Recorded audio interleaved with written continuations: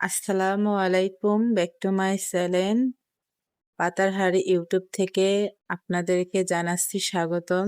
আপনাদেরকে আজকে আমি ডাটা দিয়ে মসুরের ডাল কিভাবে রান্না করে সেই রেসিপি শেয়ার করব। সাধারণত আমি বাসায় এটা রান্না করে থাকি।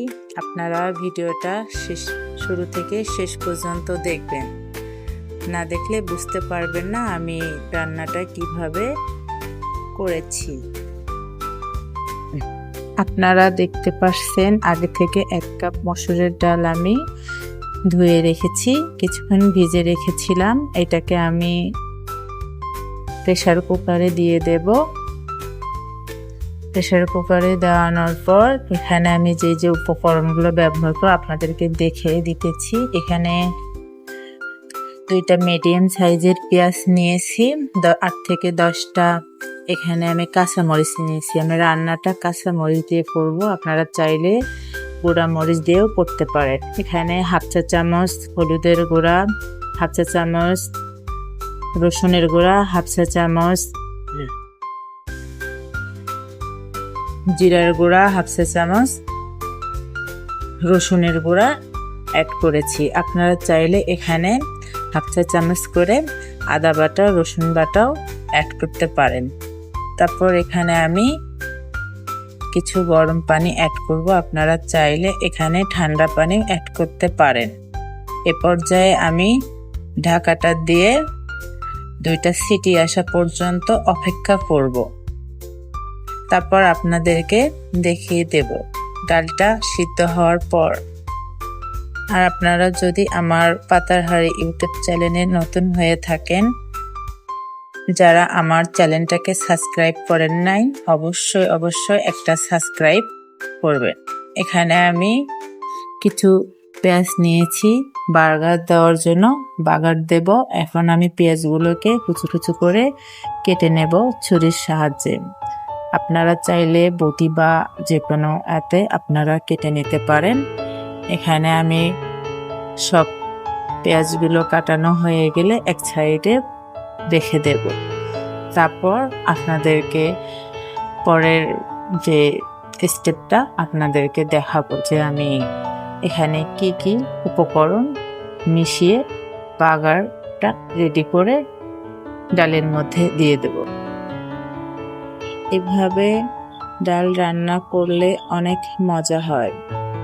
আপনারা এইভাবে একবার হলেও বাসায় ট্রাই করে দেখবেন। এখানে আমি 8 থেকে 10টা রসুন নিয়েছি। এবারে আমার ডালটা দেখাবো। আমি ডালটা আমার সিদ্ধ হয়ে গেছে। এই পর্যায়ে আমি আপনাদেরকে দেখাই দিলাম। এখানে আমি প্রেসার কুকার ব্যবহার করেছি, আপনারা পাতিলেও রান্না করতে পারেন। এ পর্যায়ে আমি ডাটাগুলো দিয়ে দেব। ডাটাগুলো দেওয়ার পর এখানে ঢাকাটা দিয়ে আমি আবার একটা সিটি আসা পর্যন্ত অপেক্ষা করব। এখানে আপনারা লবণটা চেক করে দিয়ে দেবেন, তাহলে ডাটার মধ্যে সব লবণ ঢুকে যাবে, খেতেও ভালো লাগবে। এই পর্যায়ে আমি চুলাতে একটা কড়াই বসিয়ে দিয়েছি। এবারে আমি ডালের জন্য বাগারটা রেডি করে নেব। প্রথমে আমি মিডিয়াম সাইজের 2টা পেঁয়াজ নিয়েছি, এখানে কিছু রসুন দেখতে পাচ্ছেন নিয়েছি। এখন আমি 2 টেবিল চামচ পরিমাণে রান্নার তেল ব্যবহার করেছি। আপনারা আপনাদের পরিমাণ মতো তেল দেবেন। এখানে আমি 3টা মরিচ নিয়েছি আর 1 টেবিল চামচ পাঁচফোড়ন নিয়েছি।